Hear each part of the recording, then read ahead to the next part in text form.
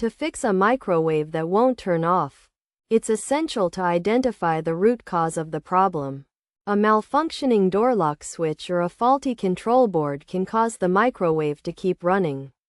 However, the repair process for these components varies between devices, so it's crucial to consult the manual before starting any repairs.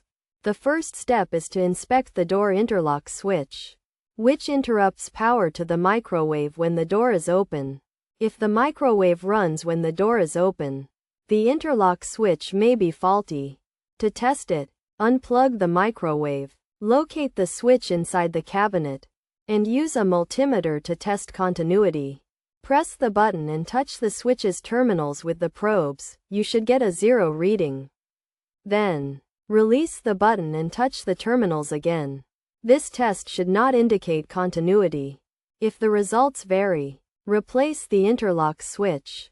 If the interlock switch is functioning correctly, the issue may lie with the control board.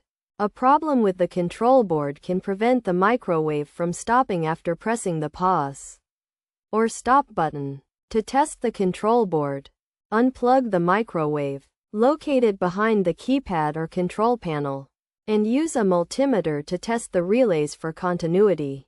Touch the probes to the output terminals on the relay. You should get a 0 reading when the relay is not powered. Also, inspect the board for burns or damage, and replace it if necessary. By following these steps, you can identify and potentially fix the issue with your microwave. Remember to always consult your device's manual and take necessary safety precautions when performing repairs.